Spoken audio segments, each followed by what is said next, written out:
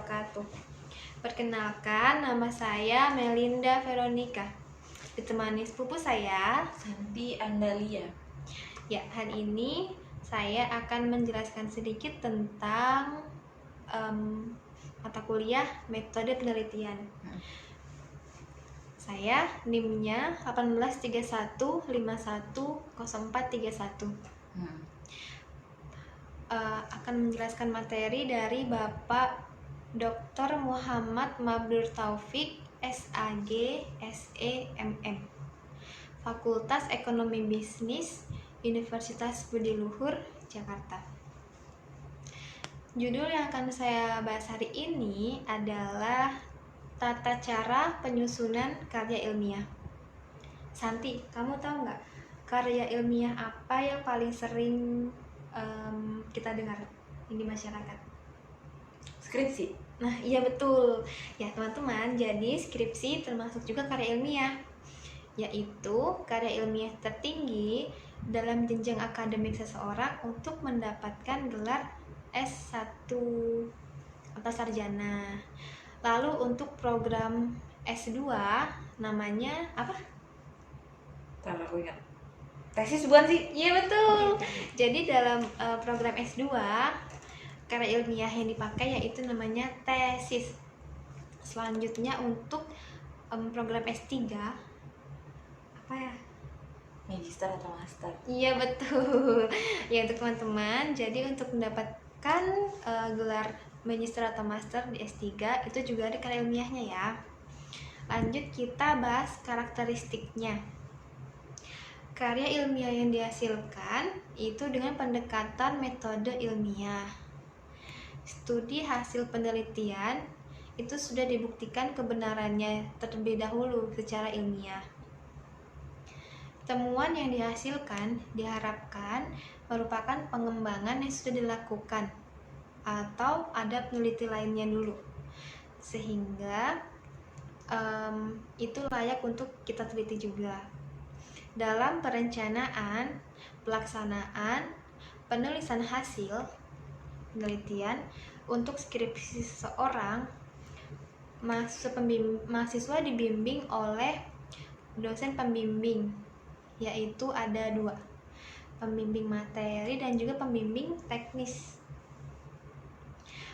Proposal penelitian untuk skripsi perlu juga disampaikan secara jelas. Minimal berisi ada latar belakang, ada perumusan masalah, tujuan, dan juga manfaat penelitian. Juga dilengkapi kerangka pemikiran dan hipotesis, metode penelitian, rencana sistematika penulisan, dan yang terakhir yang penting daftar pustaka. Supaya kita daftar pustaka, kalau daftar isi di awal, daftar pustaka di akhir. Itu berisi sumber-sumber dari mana aja yang kita dapat untuk meneliti itu. Untuk membantu kelancaran penelitian dapat juga ditambah dengan jadwal atau rencana lain. Proposal penelitian untuk penulisan skripsi yang diajukan itu diajukan sesudah menyelesaikan seluruh mata kuliah. Jadi kalau semua mata kuliah udah selesai diambil, udah nggak ada yang mengulang, baru kita bisa mengajukan proposal penelitian itu, Santi. Mahasiswa mulai penelitiannya sesudah proposal penelitian disetujui oleh dosen pembimbing dan juga ketua program studinya. Proposal ini pada akhirnya akan dipresentasikan dalam ruangan yang dihadiri oleh mahasiswa lainnya juga. Nah, untuk bagian-bagiannya kita bahas satu persatu ya, Santi. Ada bagian pembuka. Bagian pembuka ini berisi lembar judul, lembar pengesahan, kata pengantar, daftar isi, daftar tabel jika ada, daftar gambar jika ada, dan juga daftar lampiran. Bagian isi ada apa aja, Santi mau bantu baca?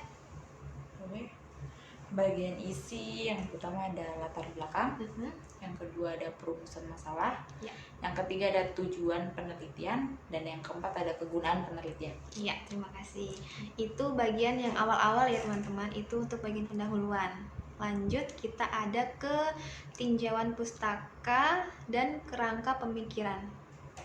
Apa tuh? Ya, bagian-bagiannya ada tinjauan teori-teori, penelitian terdahulu, kerangka pemikiran, dan juga hipotesis penelitian. Yuk kita ke bab yang ketiga, ada yang penting nih, yaitu metode penelitiannya. Di sini diuraikan secara jelas nanti penelitiannya ya. Caranya gitu ya? Iya, lebih jelasnya. Lalu yang keempat ada rencana sistematika penulisan. Kelima, rencana pelaksanaan, itu sebagai pelengkap aja jika ada. Dan juga jika diperlukan. Meliputi jadwal pelaksanaan dan juga biaya penelitian. Yang terakhir yang penting yaitu bagian penutup berisi pustaka tadi. Iya, daftar pustaka. Dan juga lampiran. Iya, dan juga lampiran. Yuk sekarang kita bahas susunannya aja. Susunan dan cakupan dari isi skripsi tersebut apa aja. Yang pertama bagian pembuka. Di bagian pembuka ini ada halaman sampul, halaman judul, halaman pengesahan, ada ringkasan atau abstraksi, lembar keaslian skripsi, lembar ungkapan bijak atau moto jika diperlukan, daftar riwayat hidup, kata pengantarnya juga minimal seperti ucapan syukur dan terima kasih karena telah menyelesaikan skripsi tersebut ya. Dapat tambahkan lagi dengan tujuan dan kesimpulan penelitian. Boleh bantu baca? Boleh. Yang pertama ada daftar isi, Ya. yang kedua ada daftar tabel, Ya. yang ketiga ada daftar gambar, yang keempat ada daftar lampiran. Udah. Ya, udah. Makasih Santi. Iya. Kita lanjut lagi. Latar belakang pemilihan masalah. Sebaiknya fenomena masalah dikupas dengan baik dengan menyajikan informasi berupa data-data yang pastinya akurat. Lanjut ada judul perumusan masalah. Di sini menguraikan atau mengidentifikasi setiap masalah yang menjadi pokok bahasan dan sedapat mungkin disusun dalam bentuk kalimat tanya. Jadi berupa pertanyaan-pertanyaan yang akan dijawab dalam penelitian tersebut. Jadi kita nggak melenceng dari pertanyaan itu. Jadi terjawab.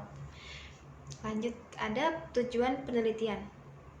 Di sini yaitu menguraikan apa yang dilakukan atau diperoleh dalam skripsi ini berdasarkan masalah yang dirumuskan sebelumnya. Ada juga selanjutnya kegunaan peneliti. Manfaat hasil penelitian yang diharapkan, misal untuk pengembangan teori dan juga penerapannya, membuat kebijakan dan untuk institusi tertentu. Karena pasti skripsi ini punya tujuan. Kita meneliti yang nanti ada hasilnya untuk institusi tersebut. Selanjutnya Santi bisa tolong bantu baca untuk tinjauan pustaka dan kerangka pemikiran. Bisa. Ya, silakan.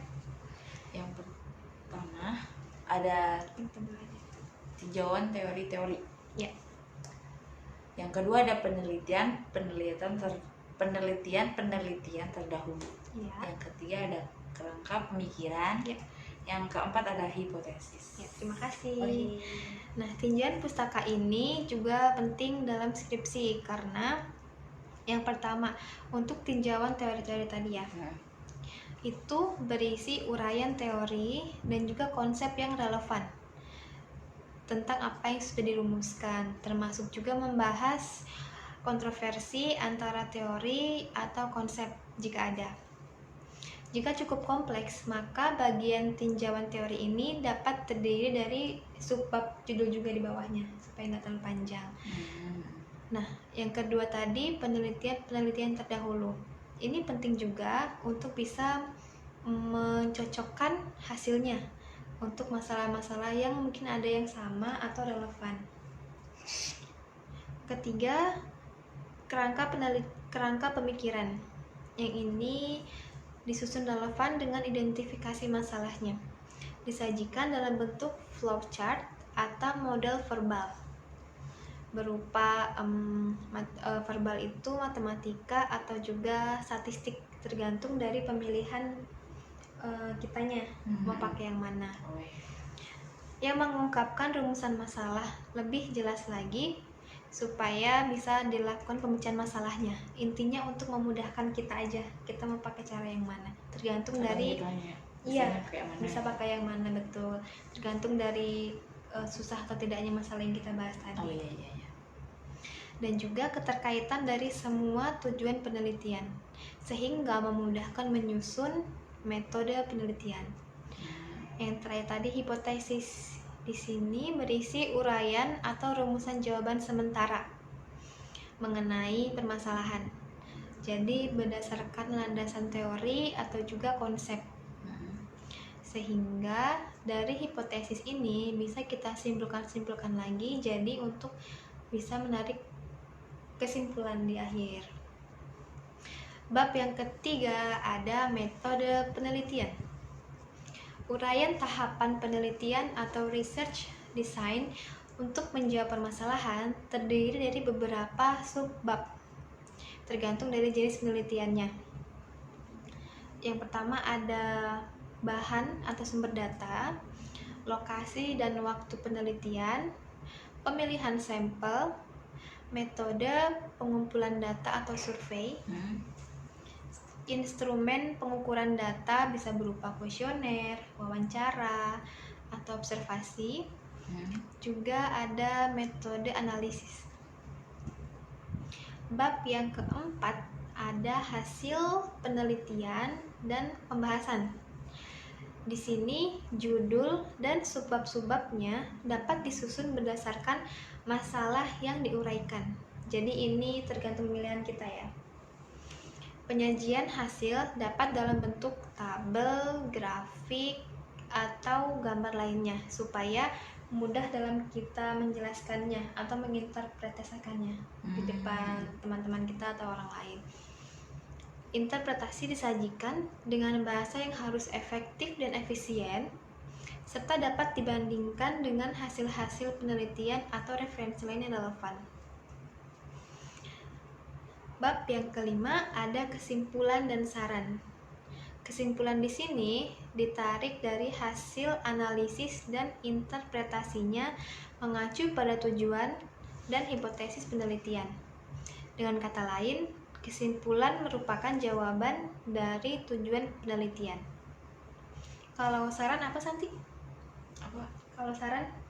Saran itu berisi rekomendasi yang merupakan konsekuensi logis dari kesimpulan untuk diimplementasikan atau untuk penelitian lebih lanjut. Iya, betul. Makasih.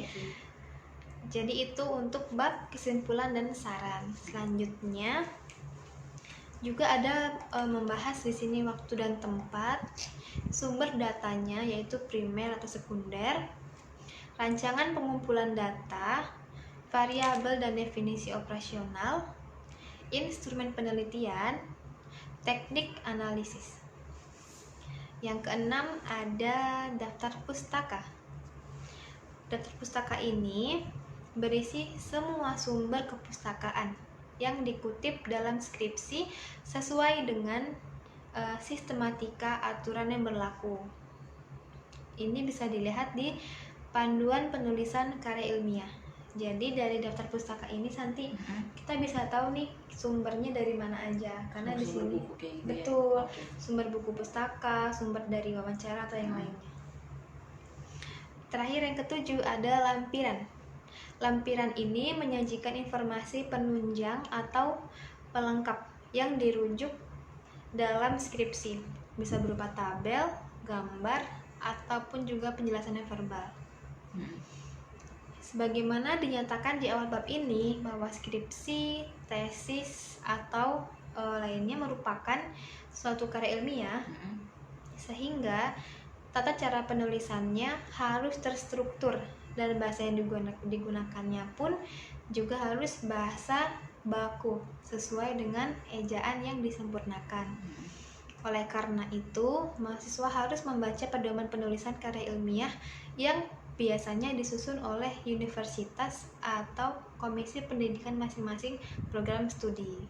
Ya, sekian yang bisa saya sampaikan. Makasih nanti buat waktunya. Ya, sama-sama. Terima kasih buat perhatiannya semua teman-teman. Mohon maaf jika ada kesalahan pengucapan. Sekian dan wassalamualaikum warahmatullahi wabarakatuh. Semoga bermanfaat.